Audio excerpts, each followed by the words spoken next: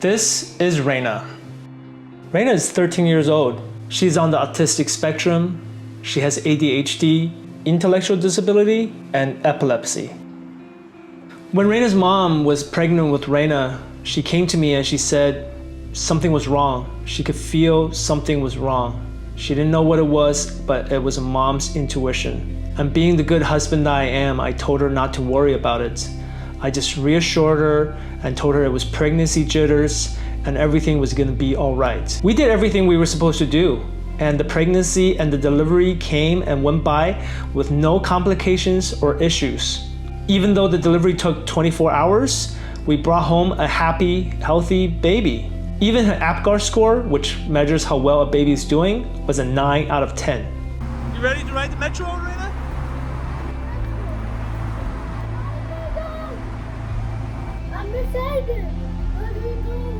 Pretty soon, within the first year, we realized something was wrong. You know all of those developmental milestones your baby is supposed to hit?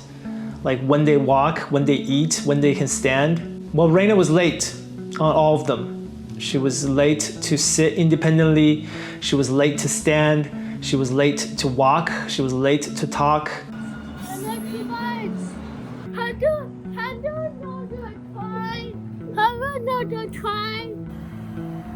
Wave, wave.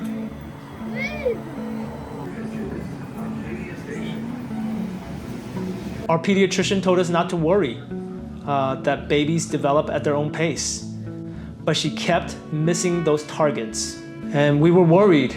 She had trouble with speech, with balance, with coordination, with her cognitive abilities. So we went to a neurologist and he ordered an MRI and we scanned her brain and they found nothing wrong in there. We got her a lot of supportive services like speech therapy, physical therapy, occupational therapy, but we had no idea what was going on with her.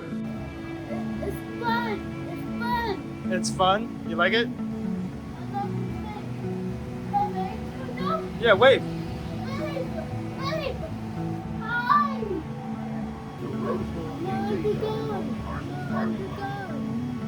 When she was 3 years old, in the middle of one night, she had her first full-blown grand mal seizure.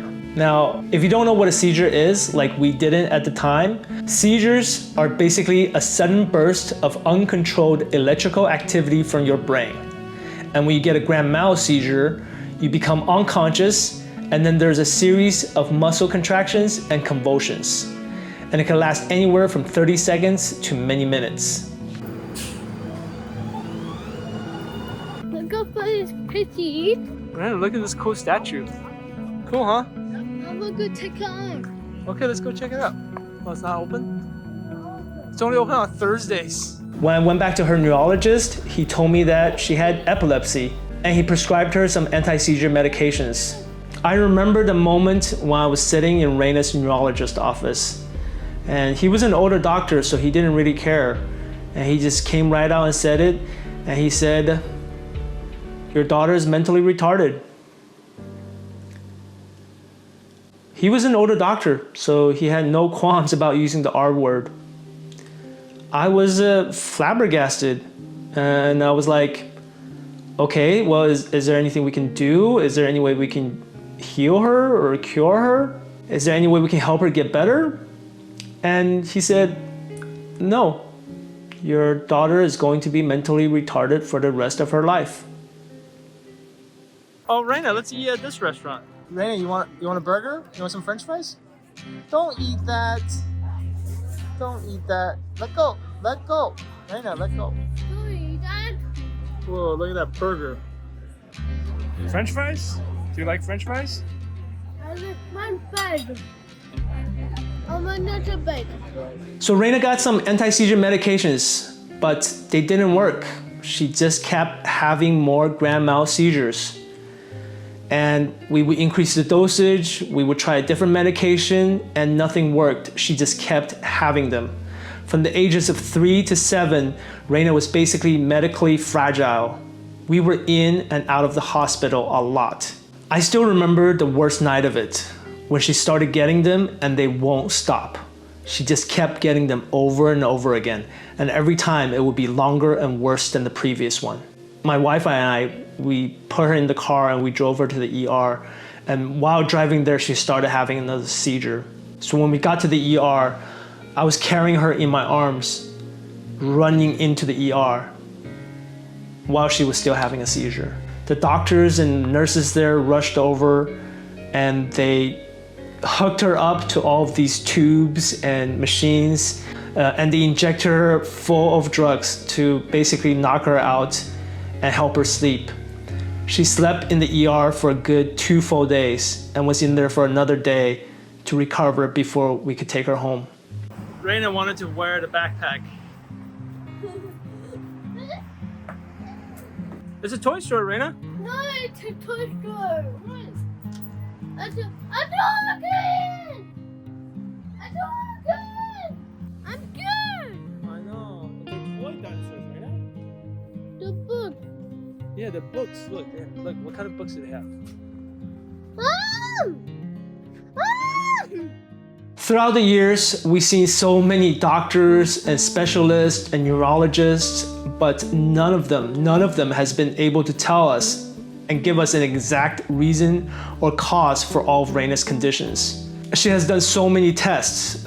We've done genetic testing twice and they found nothing. We have done EEG tests where we hook up all of these electrodes onto her brain to test her for abnormal brain waves, and she is still getting them. Come on, let's go wait over there. Since her seizure started, her overall development has slowed down dramatically. She is still struggling with basic life skills like eating or getting dressed or taking a shower. She struggles with her academics. She still doesn't know her ABCs or 1, 2, 3s or colors. Her cognitive abilities, her speech, her memory, they're all impaired. And she has high levels of anxiety and behavioral issues. Most of her functions are stuck somewhere between 2 to 3 years old, even though she's 13. I used to get overwhelmed with the amount of mixed feelings I have for Reina. I was full of regret and guilt, and I used to wonder all the time, could I have done something different? Was there something I didn't do? Was there something I could have done? And I felt hopeless and despair when I thought about Reina's future. How she will never be able to live independently. How I will always have to be there for her, to support her financially, physically, and emotionally. And I used to feel embarrassed about her, especially when I take her out to public. Because I know people are staring, and they're looking, and they're wondering, what's going on with this girl? But now, through the years, I've gotten over it. I don't care anymore. She's my daughter, and I'm going to love her no matter what. I love Reina, and nothing is going to change that. I am proud of her for all of the things she has done and all of the challenges she has overcome. And I will always be there for her, to provide for her. And I will be there to make sure that she has a life full of fun and joy and laughter and excitement. A life full of curiosity and opportunities to learn and grow. A life full of meaning.